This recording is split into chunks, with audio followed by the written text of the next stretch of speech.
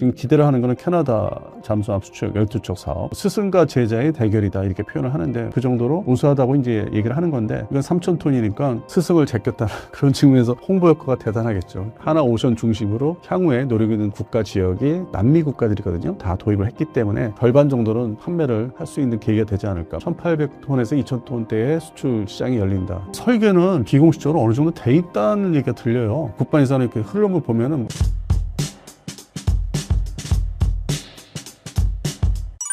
최근 장영실함 진수와 도산 안창호함의 태평양 횡단까지 이어지면서 K 잠수함 기술력이 다시 주목받고 있는데 지금 한국 잠수함 전력은 세계적으로 어느 수준까지 올라왔다고 보십니까? 전력으로 따지면은 뭐 거의 10위권 안에 드는 건 분명하고 뭐 보유 척수라든지 그다음에 실제적으로 톤수로 보면은 이제 이게 전투력인데 209가 있고 그다음에 214 1,800톤의 214가 있고 지금 3,000톤 그러니까 기본 배수량이 3,000톤인 이제 장보고 C라고 하죠. 그래서 세 종류로 운영하고 있는데 이걸 다 합하면은 지금 한청 퇴역했고요. 합하면은 21척 체제가 이제 되는데 그래서 그런 측면에서는 숫자나 질적인 측면에서는 우수하다 이렇게 평가를 받고 있죠. 그래서 한반도 어떤 전구 내에서는 뭐 동해, 특히 동해죠. 동해, 서해, 남해에서는 이 정도면은 이제 예전에 한 20년 전에 비교하면 아주 상당히 발전을 많이 한 전력이다. 그리고 특히 일본처럼 우리도 3,000톤대 잠수함을 이제 본격 보유하기 시작했기 때문에 공격력 측면에서는 좀 뭐 우수하다. 이렇게 인정을 이제 받기 시작을 한 거죠. 그러면서 동시에 해외 수출 이제 뭐 건이 이제 연속으로 있었는데 폴란드는 사실 실패를 했고 좀 그거는 좀 지역적인 문제고 지금 기대를 하는 거는 캐나다 잠수함 수출 12척 사업. 이거는 뭐 현재로서는 50대 50이에요. 이거는 뭐 지난달이나 이번 달이나 여전히 50대 50. 그 독일의 TKMS가 상당히 거기 또 뭐 실력을 또 갖추고 있는 뭐 일반적으로 얘기했을 때 뭐 스승과 제자의 대결이다 이렇게 표현을 하는데 우리가 이제 209하고 214를 독일에서 사왔기 때문에 그래서 그걸 토대로 그걸 면허 생산하면서 독자 설계를 한 게 이제 지금의 장보고 3 잠수함 뭐 배치 1, 배치 2로 나눠지는데 그런 측면에서는 상당히 좀 저기죠. 누가 이길지 모르는 상황이죠. 뭐 경제 협력이라든지 여러 가지 제안하는 게 있는데 그거는 나중에 뚜껑을 열어보면 이제 서로 우위가 나타나겠지만 결정적인 거는 가장 핵심은 잠수함 성능이겠죠. 그래서 그런 측면에서는 지금 뭐 어떻게 결정이 날지 빠르면 6월 달이라고 하는데 이게 조금 지연돼서 뭐 8월, 9월까지 갈 수도 있고 아니면은 캐나다가 더 심사를 심도 있게 뭐 하게 되면은 뭐 12월까지 갈 수 있고 해서 올해 이제 이게 결정이 나야 되겠죠. 그것도 우리가 이기는 걸로. 그러면은 전례가 없이 잠수함 수출을 사실상 해보지 않은 나라가 이게 서방 측의 대표적인 나토 국가를 상대로 수출을 이제 따냈다는 게 대단한 이제 획기적인 뉴스가 되겠죠.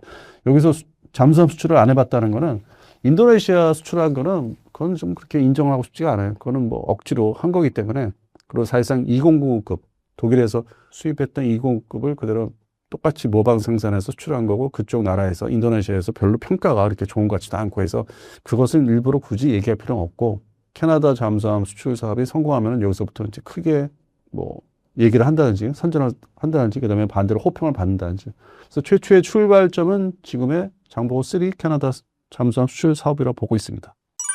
특히 하와이 이판과 장거리 자막 능력이 화제가 됐는데 AIP 리튬이온 배터리 같은 기술 변화가 실제 작전 능력에서는 어떤 차이를 만들어내나요? 하와이의 이판에서 캐나다까지 뭐 가야 되는데 자막 능력보다는 장거리 항해 능력이죠. 그러니까 물속에 들어갔다가 올랐다가 뭐 수상으로 이제 뭐 이렇게 주변 봤을 때 넓게 감시 센서를 돌려서 봤을 때 뭐 적대적인 아니면 좀 뭐 이렇게 이상한 수상함이 없다 싶으면 다시 수상으로 올라와서 이제 항해를 할 수 있는 거고 또 주변에 뭐 어떤 미 해군의 전력이 또 왔다 갔다 한다면은 또 물속으로 들어간다든지 뭐 사전에 뭐 연락을 취하겠지만 그래서 그런 측면에서는 그 뭐 물속으로 해서 가는 건 아니기 때문에 그래서 장거리 자막 능력은 뭐 그보다는 장거리 항해 능력을 보여주는 거죠. 근데 제가 개인적으로 봤을 때는 좀 무리를 하는 것 같아요. 굳이 이렇게까지 해야 되나 이거를 팔기 위해서 뭐 하와이까지는 민폐 훈련 때문에 그렇게 할 수는 있는데 한번 테스트 해봐야 되는 측면이 있는데 거기서 또 다시 이제 북미 대륙의 서해안 쪽에 위쪽이죠. 카나다니까 그리고 또 가야 된다는 게 좀 무리를 좀 한다 싶습니다. 다시 또 반대로 와야 되잖아요. 그러면 왕복 갔다 오고 또 현지에서 훈련도 한다고 그래요. 뭐 연합훈련도 한다고 하면은 여러 가지 이제 문제가 생길 거예요. 그래서 그거를 또 알아보기 위해서 일부러 보내기도 하는데 그로 인해서 승조원들의 고생은 또 상당히 좀 많지 않을까. 근데 그걸 언론에 보도를 안 하겠죠. 뭐 자랑할 수 있는 자랑거리가 아니기 때문에. 애로사항을 자기들이 해군 내부에서 잠수함 사령부에서 파악하기 위해서 이제 무리를 하지 않나. 저는 오히려 걱정이 돼요. 이런 것까지 홍보를 해야 되나 싶을 정도로 그냥 조용히 양국 간에 이제 캐나다 정부하고 조용히 약속해서 보내는 것까지야 뭐 그는 우리가 수출을 위해서는 어쩔 수 없는데 이거를 홍보 수단을 쓴다는 거는 좀 너무 좀 지나치지 않나 하는 생각도 하고 있습니다. 이게 문제라도 생기면은 나중에 그걸 수습을 어떻게 할 건지, 뭐 고장이라도 난다든지, 아니면 여러 가지 다른 뭐 생각지 않은 사고가 날 수도 있고 하기 때문에 일단은 뭐 장보고 3 잠수함이 그 정도로 우수하다고 이제 얘기를 하는 건데, 과거에 209, 1,400톤, 1,200톤, 1,400톤 사이, 그다음에 1,800톤의 214, 그건 작잖아요. 근데 이건 3,000톤이니까 당연히 그 정도 하와이까지는 갈 수 있겠죠. 근데 거기에 이제 또 배가 시켜서 이제 캐나다까지 가야 되니까 갔다 와야 되고. 그런 측면에서 걱정이 더 앞선다. 물론 이제 이걸 수시로 할 수 있는 뭐 항해나 훈련은 아니라고 보고 있습니다. 우리가 한반도 전군에서 작전을 주로 하는 거기 때문에 멀리 갈 필요는 또 없다고 보고 있기 때문에 평상시에 무리하는 거죠. 원래 작전 요구에 해군의 작전 요구랑 운영 성능에 이게 꼭 들어가는 건 아닌데 한번 도전을 해보고 싶다. 뭐 확인을 해보고 싶다. 뭐 이제 그런 차원이죠. 그래서 좀 그냥 지켜보는 입장입니다. 잠깐, 종무관 김종수 대표가 3년 만에 돌아왔습니다. 12번 깡통 끝에 1년 만에 13억 번 비결, 절대 잃지 않는 주식 단기 매매 특강을 무료로 엽니다. 고정 댓글을 확인하세요. 현재 한국 잠수함이 독일과 직접 경쟁하는 구도가 만들어지고 있는데 글로벌 시장에서는 K 잠수함의 가장 큰 경쟁력을 무엇으로 평가하나요? 일단은 캐나다 잠수함에 선정이 되면은 스승을 제꼈다는 그런 측면에서 홍보 효과가 대단하겠죠. 그러니까 그 기술을 209하고 214 잠수함에 배워서 제대로 우리 것으로 만들었고, 그리고 스승을 이제 이겼다 하면은 다른 나라에 이제 가서 선전하기가 쉽죠. 지금 이제 하나 오션 중심으로 향후에 노리고 있는 대상 국가 지역이 남미 국가들이거든요. 거기에 공교롭게 209 계열의 잠수함을 다 도입을 했기 때문에 그거를 대체하는 시장으로 보고 있는 게 한 4년 전부터 하나오션에서 보고 있거든요. 그래서 그런 측면에서는 캐나다 북미 대륙에서 이기면은 남미 대륙에서 뭐 다는 먹지 않아도 절반 정도는 우리 판매를 할 수 있는 계기가 되지 않을까. 물론 3,000톤대의 잠수함을 파는 건 아니겠지만은 2,000톤대 기술력을 이제 입증하는 거기 때문에 1,800톤에서 2,000톤대의 수출 시장이 열린다. 그걸 많이 기대하고 있고, 반면에 아프리카에는 뭐 여러 가지 뭐 전투기도 있지만 수출 대상 지역이 아니고, 그다음에 중동 지역은 이제서야 사우디아라비아가 잠수함 도입을 진행을 하고 있는데 지금 초기 단계고, 근데 거기는 워낙 뭐 서유럽의 방산 강국들이 덤벼들고 있기 때문에 뭐 프랑스의 뭐 또 대표적인 잠수함 스콜펜의 계열도 그렇고, 그런 측면에서는 뭐 중동보다는 역시 우리한테는 첫 번째는 남미, 두 번째는 이제 아시아, 그것도 이제 동남아시아에서. 그러면 국가를 이렇게 따져보면은 국가 숫자가 동남아시아보다는 남미가 더 많고, 전통적으로 209 계열을 사용을 이제 하고 있고, 노후화된 잠수함이 이제 끝에 와 있고, 교체를 해야 될 시기가. 그런 측면에서는 지금 캐나다 수출이 이루어지면은 그 입증되고 성능, 뭐 설계, 운영 능력, 뭐 이런 게 다 입증되기 때문에 향후에 잠수함 수출을 조금 단기적으로 좀 늘려나갈 수 있지 않을까. 그러고 나서 이제 한계에 또 오겠죠. 더 살 국가가 없으면은. 근데 그래도 소위 K방산이라고 이제 하는 입장에서는 항상 지금 취약한 분야가 해군 분야이기 때문에 그런 분야에서 물꼬를 지금 터야 되는 게 지금 캐나다 사업을 시작해서. 그래서 그런 측면에서는 좀 중요하죠. 캐나다 수출 선정되는 게. 1단계, 2단계, 3단계로 해서 네척 이렇게 가는 건데 장기적으로. 그러면 그 사이에 네척 만들어주고 뭐 2030년대 최도 제품을 넘기면서 2038년에 또 네척 그렇게 하면서 2040년대까지 가기 때문에 그 2030년대 사이에 남미 시장에 들어갈 수 있다. 선정되기 유리한 지금 고지로 이제 자기 입장을 취할 수 있는. 그래서 이것도 지금 당장 뭐 어떻게 성과를 뭐 급성장을 시킬 수 있는 건 아니고 캐나다를 출발을 해서 거기서 선정이 돼서 남미 시장에 들어가야 되는. 그다음에 아시아 국가에서 일부 뭐 한두 국가들 그렇게 해서 접근하는 게 되지 않을까 싶습니다. 북한의 핵잠수함 개발 움직임과 동북아 안보 환경 변화 속에서 한국 해군의 잠수함 전략도 앞으로 달라질 가능성이 있다고 보십니까? 일단 현재로서는 뭐 제대로 된 이제 북한뿐만 아니라 주변국을 상대로 제대로 된 전력은 209급은 아니고 지금 남아있는 209급은 아니고 214 9척 1,800톤짜리 그 다음에 이제 장보고 3의 배치 1 3척 그리고 이제 배치 2로 넘어가고 있죠. 이게 이제 일단 첫 번째 북한 상대로 전력이 이제 견제력이 생기고 두 번째는 이제 중국 해군이나 또 다른 나라의 어떤 해군을 견제할 수 있는 뭐 독도 중심으로 그런 측면에서는 상당히 의미가 있죠. 그리고 또 이제 향후에 원잠은 이제 그거는 장기 프로젝트지만은 그 전에 장보고 4라는 이제 5,000톤대 잠수함을 또 도입할 예정이고, 그러면 결국에는 2030년대 중후반에는 큰 잠수함만 3,000톤대나 5,000톤대를 이제 운영하게 될 수 있고, 재래식 잠수함.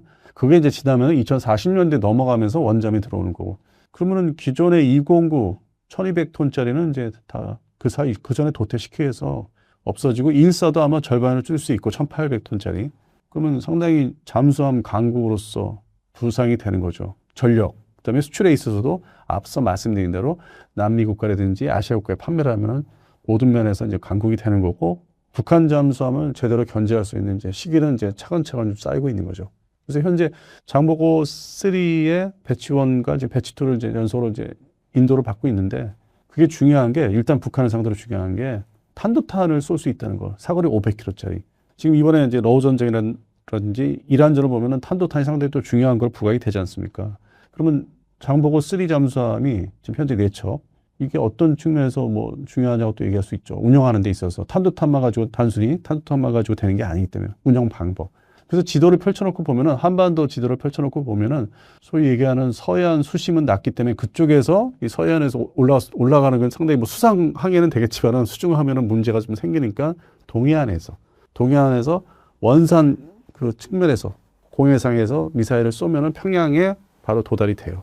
그 사거리 다 계산해서 공해상을 딱 잡으면은. 그런 측면에서는 이 탄도탄 탑재하고 있는 장보고 3 잠수함이 상당히 중요한 전력이죠. 근데 기존에는 이제 214에서는 한 뭐 500km짜리 순항 미사일, 그거는 속도가 느린 뭐 미사일이기 때문에 즉각적인 타격이 좀 쉽지는 않고, 그거는 이제 막 재래식 전쟁이 막 진행되고 있을 때 뭐 화력 지원 측면에서 상대방의 공군기지를 타격할 때 쓰는 이제 그런 용도로 사용할 수 있어도, 즉각적인 뭐 견제력을 발휘하는 거는 이제 장보고 3부터다. 또 동해안에서. 그런 측면에서는 뭐 되게 상당히 중요하고, 북한도 이게 이제 자기들한테 뭐 신경이 거슬리니까 기존 잠수함 전력을 지금 원잠으로만 이제 가겠다고 하지만은, 북한의 전력 증강, 개편, 현대화를 보면은 지금 자주포까지 왔어요. 그러니까 시중 언론을 통해서 보면은 재래식 전력을 자주포까지 현대화가 이제 진행 시작을 했는데, 그 다음에 북한도 재래식 잠수함에 대해서 손을 대지 않을까. 원잠을 동시에.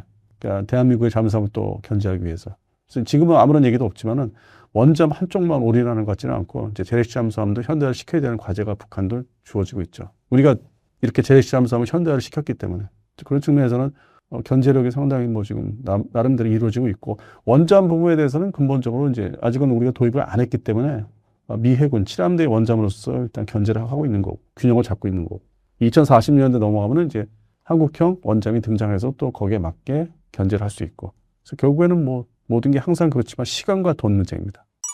최근에는 한국형 핵추진 잠수함 필요성까지 공개적으로 거론되고 있는데, 현실적으로 가장 큰 과제는 무엇이라고 보십니까?